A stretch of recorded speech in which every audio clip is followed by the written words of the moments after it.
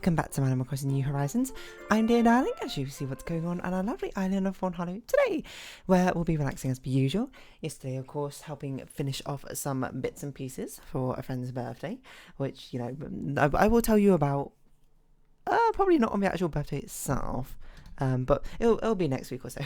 It's a strange one, I would say, probably one of the stranger ones, but yes, we're not going to talk about that today in my monologue. What should we talk about today? I don't really know. What have I been consuming? I hate to be out for Hunger again, because again, it's a game I'll never play, but I watched some videos basically on the lore, just to be like, but the lore is very interesting, I suppose, for Fear and Hunger. I can't help but say it's the most fascinating game, which I have no interest of actually playing. But anyway, hello there everyone. Right now in Fawnhollow, it's 2:40 PM on Sunday, November 5th, 2023. But apparently Fear and Hunger is getting like a big kickoff in the indie thing, and I finally remembered the first time I actually saw it, like ages ago. It was 5 months ago. There's a subreddit called like Men Drawing Women, which is basically it's a subreddit which I think initially started because of like these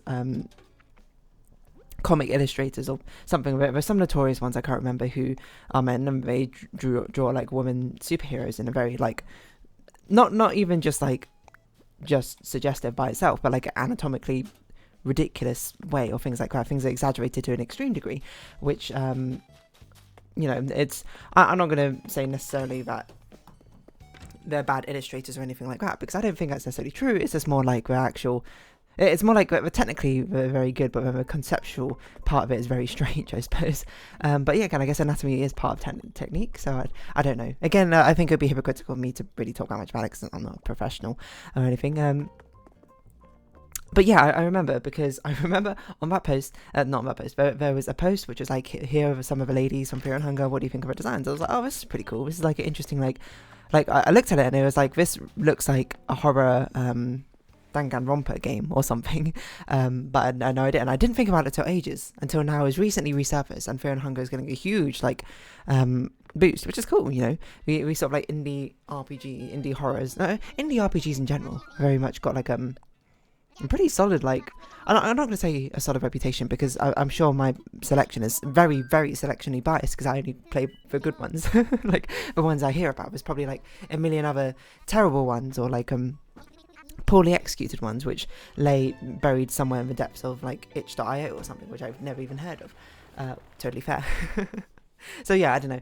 It was by like, I think her username was like Wormgirl or something. She made these like 2 videos which are very interesting about the lore of Hunger, and I was like, what like a interestingly like very dark fantasy, very, very gruesome, gory dark, like what's like beneath dark fantasy and like levels of I say sanitariness, that's not really the word I want, but in the levels of like gruesomeness and the levels of bleakness, you know. Well, I'm not sure bleak is quite the right word, but it's an incredibly dark story. Anyway, it's I suppose morbidly fascinating, I suppose, is what I meant. But yeah, anyway, I'm not going to talk about that anymore, because it's not necessarily appropriate. Well, I can talk about it a little bit. Is there's a game that's been released recently called Headbangers, which I remember seeing ages ago. Like in recent times, I saw it because I saw Northern Line uploaded a video in it, and I was like, this sounds familiar to me, because I feel like ages ago in some game presentation somewhere, I saw the presentation of this, and basically what it is, it's a battle royale music game, rhythm game, and I think I remember seeing a trailer, and I'd be like, I would absolutely smash at that. I would absolutely demolish. Well, okay, I shouldn't say demolish, because I'm not like in the actual scene of people who play music games. I'm not like that amazing. I'm not great. In fact, I would say for people who actually play music games, I would probably say I might be like silver or gold if we're trying to go by like rankings or things like that. I'm definitely not up in like diamonds ranks or anything like that.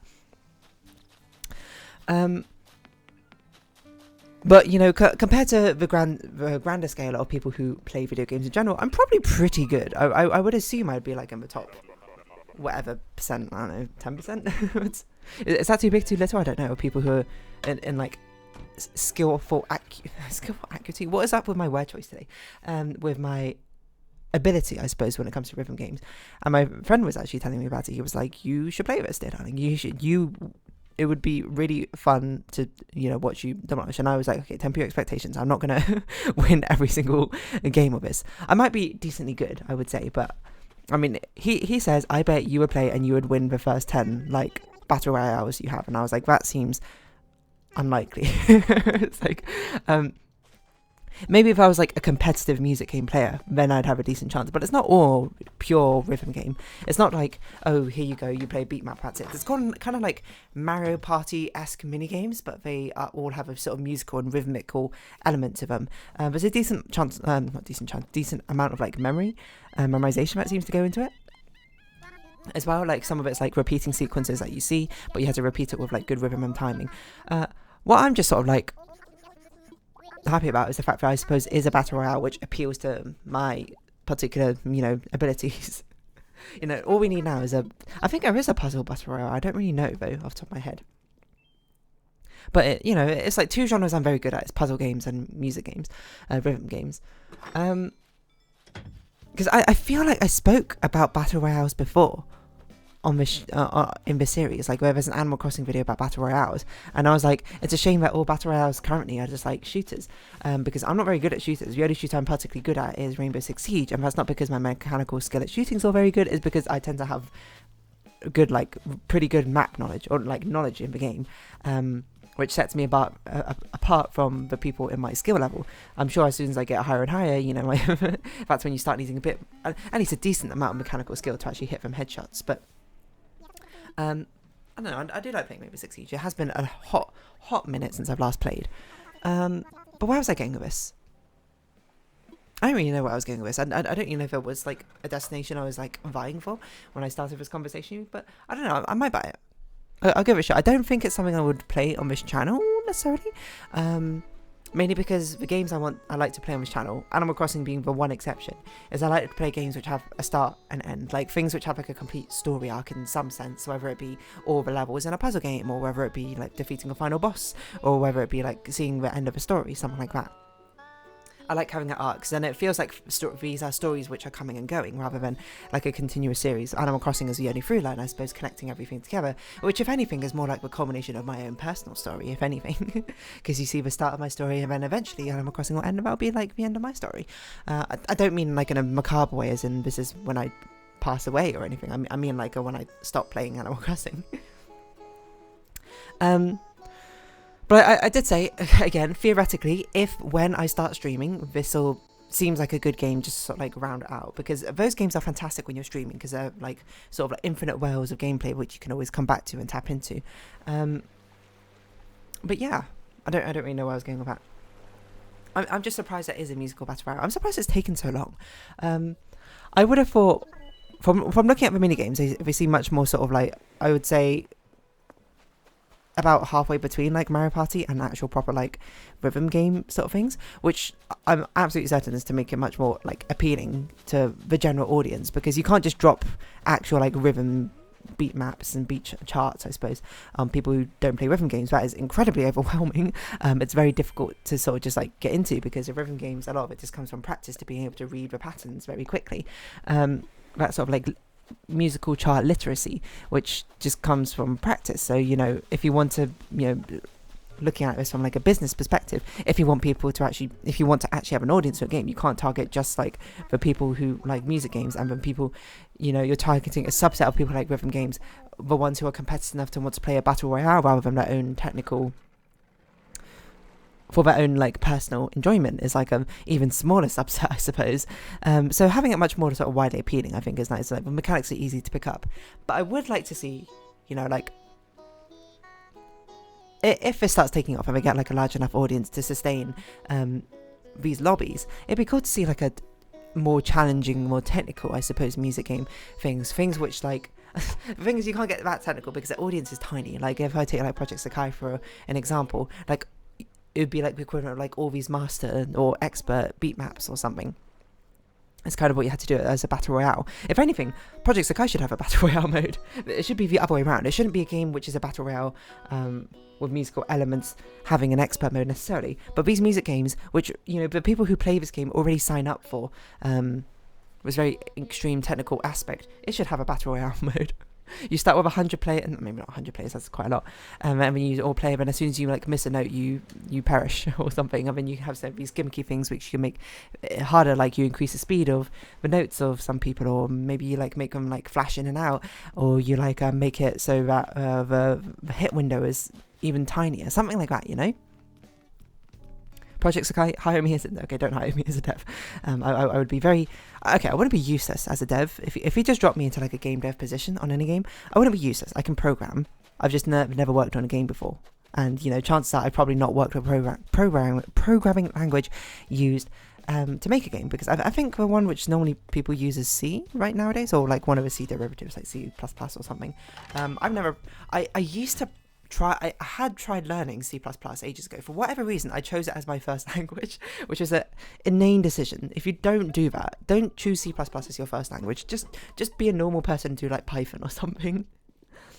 I know there's an argument to be made about like it's good to start with like one of those much more not lower level languages. What would you call them? Like ones which are closer to like the machine. I forgot the term which you use for that, but there's a case to be made of that sort of thing. But I think one of the biggest cases is how easily are you going to stick with it, and most people don't want to climb that hill or trying to learn how to program in C++ straight off the bat. But a lot of people I think would be willing to stick through Python, you know, something like that. There's a reason it's one of the more recommended starting ones, but I don't think you really program big games in Python. Maybe smaller games like I guess mobile games you can kind of program in anything really. But I think C is usually the one that is the go-to. But ones I use like Python, I use SQL and JavaScript. I kind of know. R I kind of know. It's been a while since I've really done much in JavaScript or R, but you know the knowledge at least is latently sitting there. Anyway, sorry. So, a musical battle royale. I'm just saying, these music games I play, they should absolutely put battle royale modes. They do have competitive modes. Like Project Sakai has like a ranked one-on-one mode, which the thing is, because it's a Japanese game, I play on a Japanese server. Like the times I can play, which would be like in my evening, would be like 2 a.m. or something for Japan. So there's not the matchmaking queues take forever when I want to play.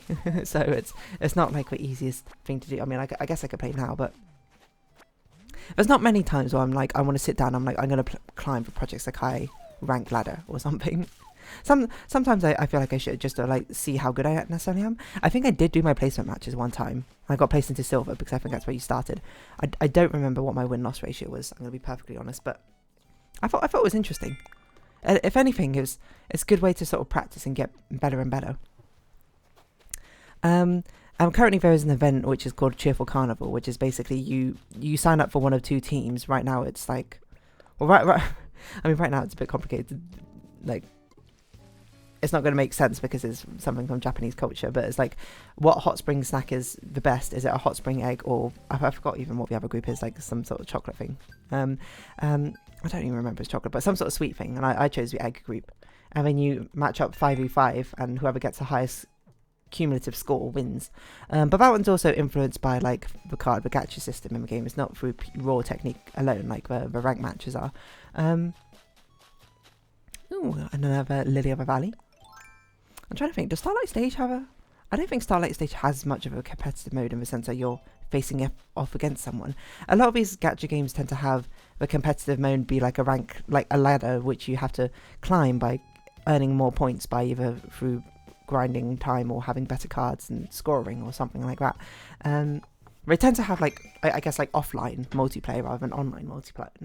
Offline multiplayer is deceptive, but like, how would you describe it? Like, non-live multiplayer, I guess?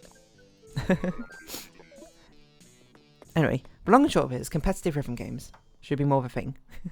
Just more music games, rhythm game mechanics interspersed with actual other genres. Like, I can't remember what game it was I saw ages ago where it was like a RPG, but you basically, to attack, you had to do like a DDR Dance Revolution style sort of minigame to buff up your attack or something.